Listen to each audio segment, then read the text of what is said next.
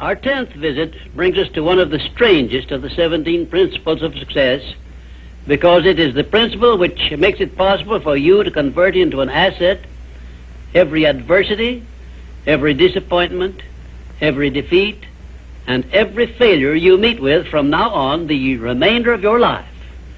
Yes, the principle of learning from adversity makes it possible for you to transmute all your past failures and mistakes into an asset which will help you achieve outstanding success in the future. At the very outset of this visit, I wish to call your attention to an important fact which may give you immediate possession of the great master key to success, namely, that your positive mental attitude is the only means by which you may convert adversities, defeats, and failures into assets. It seems to have been intended that everyone should experience adversities, defeats, and even failures as a part of nature's method of disciplining people to learn how to take possession of their own minds. But the Creator very wisely provided everyone with the means for converting these experiences into benefits of a priceless value, the means being our privilege of maintaining and directing a positive mental attitude. Despite the benefits which we may get from adversities and unpleasant experiences of every nature, no one desires to meet with these experiences. Once you learn that adversities can be made to pay dividends, you will acquire the habit of looking for that seed of an equivalent benefit in each such experience with which you meet. My first illustration concerns a man of whom you may have heard, and I have no doubt you have eaten some of the food which he produced and marketed throughout the nation as a result of an adversity which would have stopped most men cold.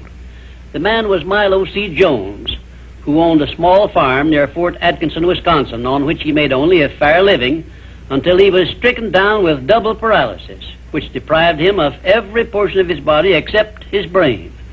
In this hour of his greatest adversity, Milo C. Jones used his mind, took possession of it for the first time in his life, perhaps, and out of that mind came the idea of raising hogs and converting them into little pig sausage. And on that same farm, where previous to that adversity he made only a mere living, he found the seed of an equivalent benefit that compensated him for the loss of the use of his body and lived to see little pig sausage yield him a huge fortune.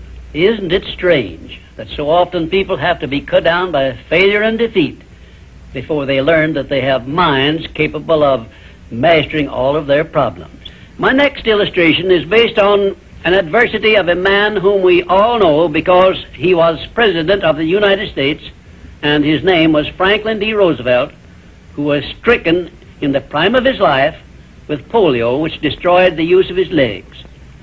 Instead of sitting on a street corner with a tin cup and some lead pencils, as many another might have done under similar circumstances, Franklin D. Roosevelt transmuted his affliction into a build-up of his self-reliance and lifted himself to the highest position available to mankind anywhere on this earth, got that position and held it until he passed on, held it longer than had any previous president.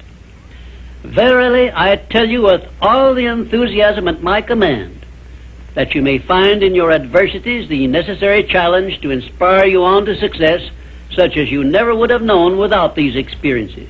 Right here, may I remind you of the great importance of following the principle of a positive mental attitude, because this is the principle you will need most in converting unpleasant experiences into assets. My next illustration involves a very intimate personal experience of my own, which began when my mother passed on. I was 8 years of age. I know that the loss of one's mother at any age usually is regarded as an irreparable loss which offers no possible benefits. But even in the loss of loved ones, we may find that there is a seed of an equivalent benefit. I found that seed in one of the most wonderful persons I have ever known when my father brought home my new mother. It was she who inspired me to prepare myself for the opportunity I was to receive later in life when I met Andrew Carnegie and received from him the commission to organize the world's first practical philosophy of personal success.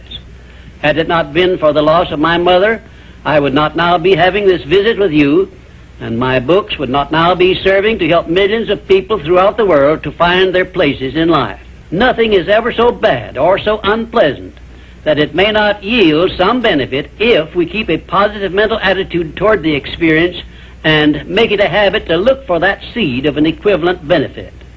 This, of course, involves the application of that important success principle, personal initiative. Now I come to an illustration which involves our great American way of life and all the personal freedom and opportunities we enjoy under our way of life. And it begins with our defeat of the British in 1778. Probably every Britisher believed that the loss of the American colonies was an irreparable loss which offered no possible benefits. Yet you and I know that if we had not defeated the British and made ourselves rich and powerful, the British Empire probably would have been wiped out in World Wars I or II. We know also that although the British Empire survived those two wars, it was our financial help which saved the British from starvation and bankruptcy. So, today, every Britisher should give thanks for the defeat of Lord Cornwallis's armistice, because that defeat finally became the means of survival of the British Empire. My next illustration brings us face to face with an adversity which involves you and I and every other person now living.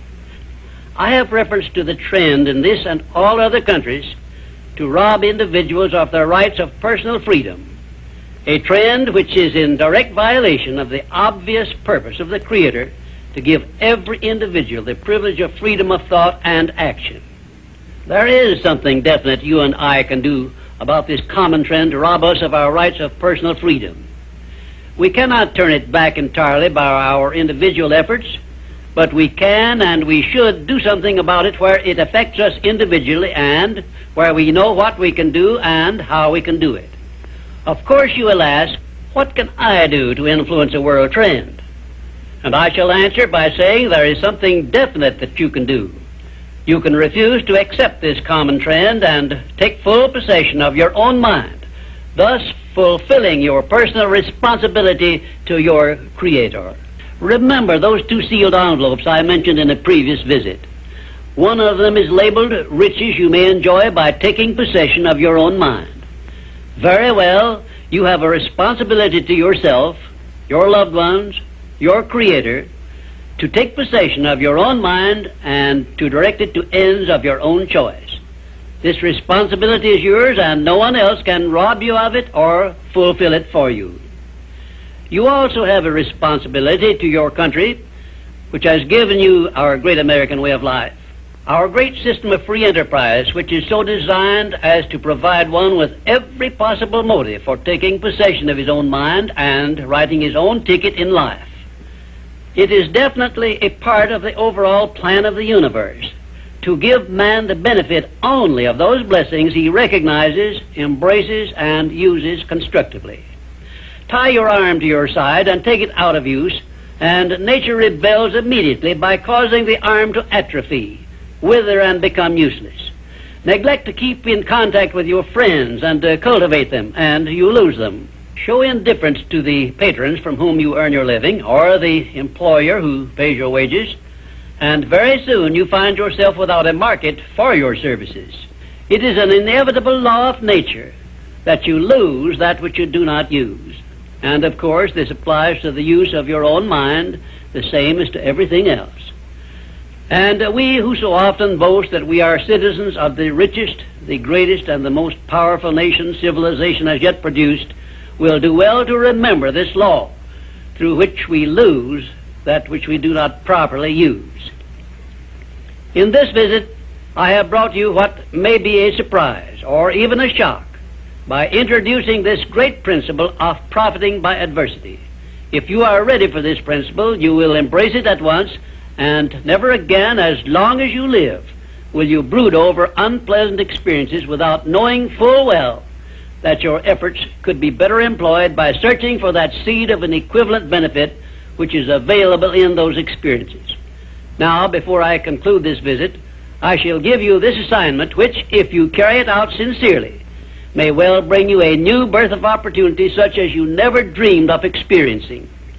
Go back into your past experiences, study each adversity and failure you may have experienced, and look for that seed of an equivalent benefit you had not before discovered, and you may find yourself richer than you believed yourself to be. And now, until our next visit, just remember, nothing can be called failure until you accept it as such.